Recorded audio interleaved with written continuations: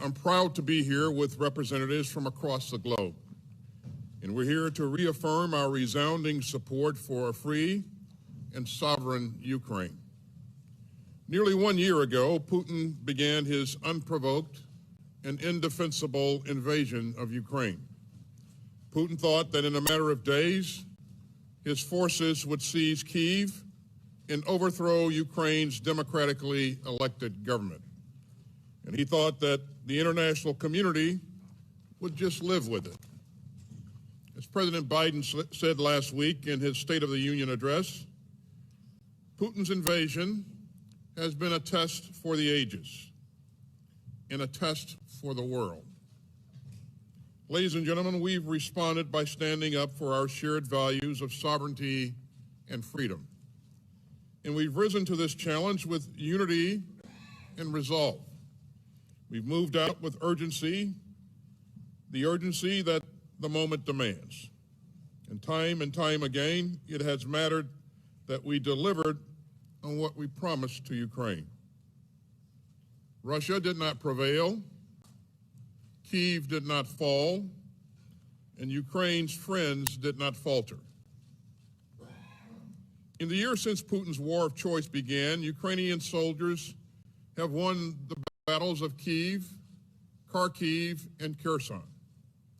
They've pushed back invading Russian forces with javelins and stingers and other systems donated by the countries in this room. The world was inspired by the resilience of Ukraine's people and the courage of Ukraine's troops. Even in the face of setbacks, Ukraine has shown that it will prevail. And more countries have rushed to help Ukraine fight for its territory.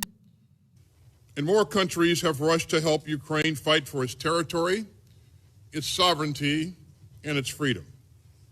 And your presence here just proves that countries of goodwill from all around the world continue to step up and to ensure that any setbacks are only temporary. And together, this contact group has made it clear that we will support Ukraine's fight for freedom over the long haul and help Ukraine hold and advance during the spring counteroffensive. With unity and urgency, we will again deliver the support that we have promised to Ukraine.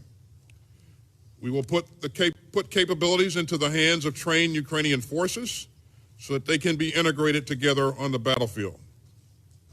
Now, we know how to do this.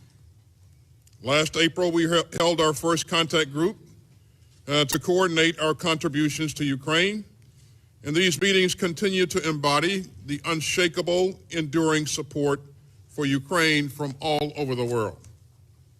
This contact group stands as a testament to our unity. Unity of purpose, unity of effort, and unity of values. None of us could have accomplished this much alone, but together we have committed nearly $50 billion in lethal assistance to Ukraine since the start of Russia's all-out invasion last February 24th. And our coordination is making a real difference in real time. The United States, Germany, and the Netherlands are working together to provide Patriot air defense systems to Ukraine. France and Italy are working to provide a SAMP-T air defense system. And a consortium of countries, including Germany, Poland, Canada, Portugal, Spain, Norway, Denmark, and the Netherlands are working together to provide Leopard battle tanks to Ukraine. For more armored power, the United States, the Czech Republic, and the Netherlands are jointly providing more than 90 T-72 tanks. This is in addition to Poland's latest donation of T-72s. The UK has provided a company of Challenger main battle tanks and has worked with several countries to source more ammunition for Ukraine's defenders. And we're working together on training for the Ukrainian armed forces through bilateral and multilateral training initiatives like the European Union's military assistance mission. All of these donations and joint initiatives flow from our unity and our resolve. But we still have much more to do together. and we must intensify our focus. Ukraine has urgent requirements to help it meet this crucial moment in the course of the war. And President Zelensky underscored Ukraine's need for more equipment at our last meeting in Ramstein. So we're fortunate to be joined again by my good friend, Ukrainian Minister of Defense, Oleksiy Reznikov. And Oleksiy, thanks for your leadership and for joining us again today in person. Let me also welcome Ukraine's Deputy Chief of Defense, Lieutenant General Moyshuk. It's great to have both of you here with us, and your presentations will help us sharpen our focus on the situation on the battlefield and Ukraine's most critical needs. Of course, it isn't just our goal to provide equipment, it's to provide full and lasting capabilities. So today we'll continue talking about integrating and synchronizing our support so that Ukraine has combat-credible capabilities that matter and endure. We'll also hear from our EUCOM commander, General Cavoli, on the integrated training that's being conducted across Europe.